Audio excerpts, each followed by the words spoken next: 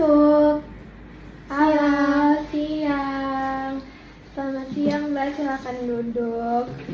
Oke, sebentar ya, saya lihat berkas. Oke, ini apakah benar dengan Mbak Dea? Iya, benar.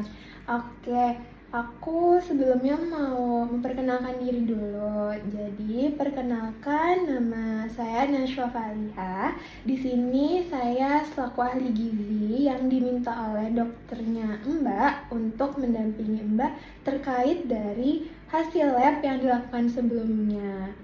Iya, Mbak, benar. Tadi saya dapat rujukan untuk ke ahli gizi.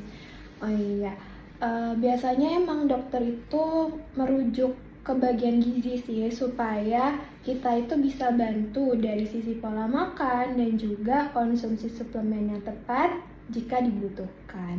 Nah, Mbak kesini itu saya baca datanya, ternyata hasil labnya itu kadar hemoglobinnya ya yang bermasalah. Jadi di sini kadar hemoglobin Mbak itu ada di 9,8 gram per desiliter yang itu termasuk anemia sih Mbak. Iya, Mbak. Tadi dokter bilang HB saya rendah, jadi saya takut dengarnya, Mbak. Gitu. Kalau boleh tahu nih, sekarang usia kehamilannya berapa minggu ya Mbak? 24 minggu. Oke, berarti udah 6 bulan ya, udah masuk ke trimester 2. Gimana nih rasanya udah di tahap ini? Apakah akhir-akhir ini ada keluhan? Akhir-akhir ini saya ngerasa sering lemas dan kadang pusing gitu sih, Mbak. Oh, lemes dan pusing. Itu apa sampai ganggu aktivitas? Iya, Mbak, jadi cepet capek gitu. Oke. Emang sih dari hasil pemeriksaannya tadi kan HB ya yang bermasalah dan termasuk rendah. Jadi keluhan pusing dan juga lemas itu tuh emang biasa gitu di sini. Tapi tenang aja ya Mbak, karena Mbak kan kesini datang ke saya karena ingin dibantu. Nah, di sini saya akan membantu sampai keadaan Mbaknya itu membaik dan juga Mbak nggak ngerasa lemes lagi. Pokoknya keluhannya itu hilang dan juga bayinya juga tetap sehat kayak gitu. Nah, sebelumnya saya mau tahu dulu di sini waktu itu dokter bilang kan Mbak anemia ya. Apa sih yang Mbak pikirin waktu dokter bilang kayak gitu? Iya, itu tadi sih, Mbak. Saya ngerasa takut aja soalnya katanya bisa pengaruh ke bayi. Iya sih benar, sangat berpengaruh sih ke bayi karena saat hamil itu kebutuhan zat besinya itu meningkat cukup signifikan. Terus itu bisa berpengaruh buruk sih kalau misalnya nggak ditangani. Terus dari hasil lab sebenarnya anemia Mbak itu masih di tahap sedang, jadi sebenarnya masih bisa diperbaiki seperti itu. Aku mau tanya lagi nih, dokter Mbak kemarin udah ngasih suplemen zat besi nggak? Iya, kemarin di resepnya ada sih ngasih suplemen zat besi, udah saya beli juga. Oke, udah dibeli ya, berarti di rumah udah ada. Apakah udah rutin diminum? Belum, Mbak, belum rutin. Oke, belum ya. Gak apa-apa sih, banyak kok emang klien saya yang cerita hal yang sama. Kayak mereka tuh belum bisa ngerutinin minum suplemen. Kalau boleh tahu nih, kalau Mbak sendiri kendalanya apa yang bikin Mbak nggak bisa konsumsi itu secara rutin? Biasanya setiap saya konsumsi suplemen, saya jadi ngerasa mual banget, terus jadi susah BAB. Oh, mual dan susah BAB. Berarti bukan karena nggak mau minum ya, tapi karena efek dari minum itu bikin nggak nyaman. Iya, Oke, Mbak. Oke, masuk akal sih, karena memang beberapa klien saya yang hamil juga ngerasain kayak gitu. Kalau boleh tahu nih, Mbak harapannya untuk kehamilannya itu apa sih, Mbak? Saya sederhana aja sih, saya Mm-mm. cuma pengen bayi saya lahir sehat.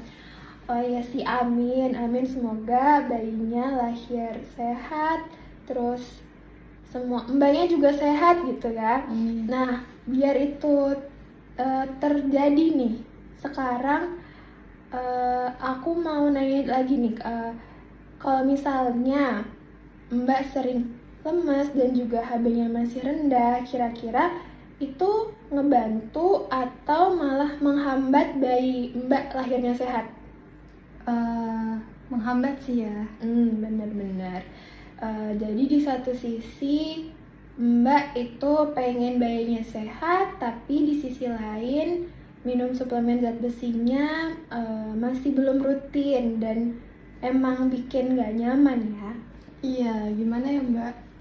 Oke, aku mau, jika berkenan nih, aku mau jelasin sedikit ya.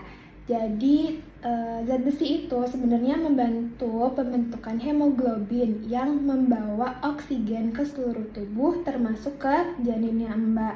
Jadi saat hamil kebutuhan zat besi itu sebenarnya sangat dibutuhkan karena hampir 2 kali lipat kan buat Mbak sama buat janin Mbak kan. Nah, kalau misalnya kadar HB-nya rendah, maka resiko bayi berat lahir rendah atau BBLR biasanya singkatannya itu lebih meningkat, bisa meningkat gitu, dan juga Mbak bisa merasa lemas, terus juga cepet capek, terus persalinannya itu juga bisa lebih beresiko gitu.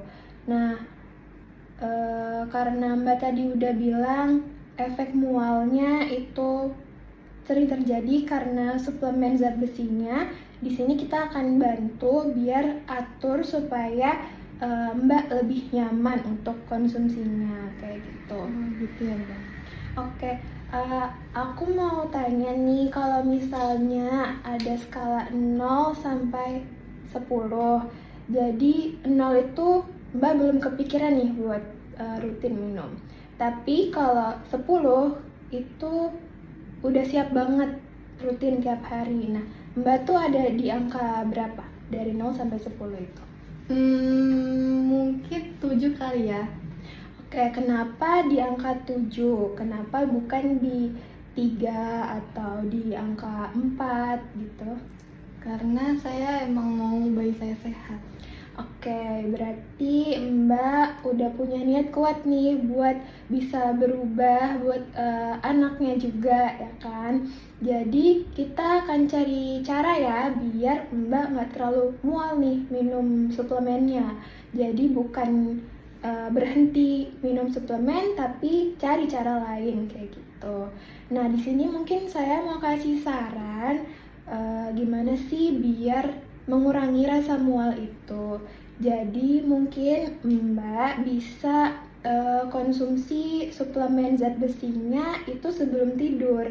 Jadi Mbak kurang rasa gak nyamannya tuh berkurang kayak gitu. Karena kan habis itu langsung tidur ya, jadi lebih nyaman.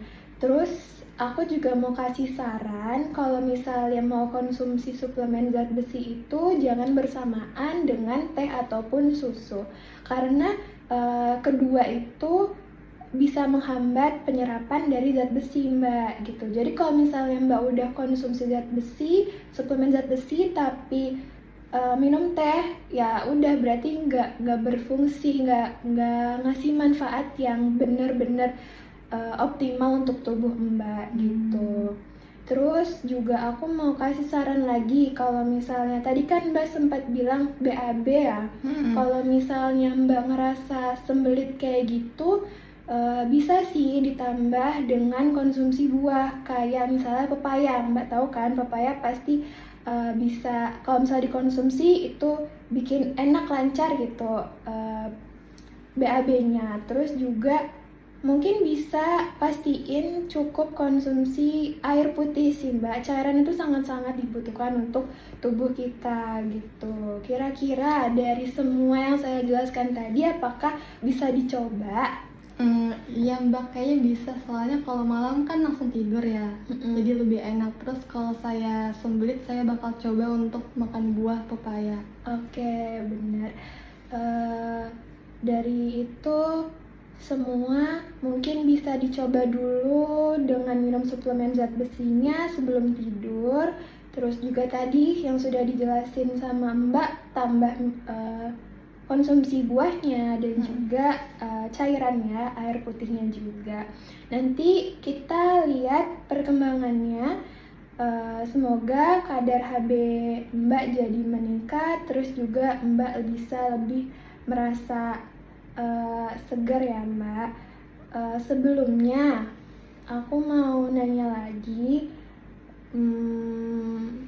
sebelum diakhirin nih, saya pengen mastiin kembali biar nggak ada yang terlewat. Bolehkah diulang lagi apa saja yang tadi kita bahas dan apa yang harus Mbak mulai lakukan sekarang? Mungkin saya bisa coba untuk konsumsi suplemennya sebelum tidur biar lebih nyaman. Terus juga nggak mengonsumsi itu dengan teh atau susu karena bisa menghambat penyerapan. Terus kalau misalkan lagi ngerasa sembelit, bisa ditambah pakai buah pepaya atau memastikan cairan cukup dengan air putih. Oke, bener banget, semuanya udah sangat tepat. Mbaknya ini pintar nih, pasti anaknya juga pintar. Amin.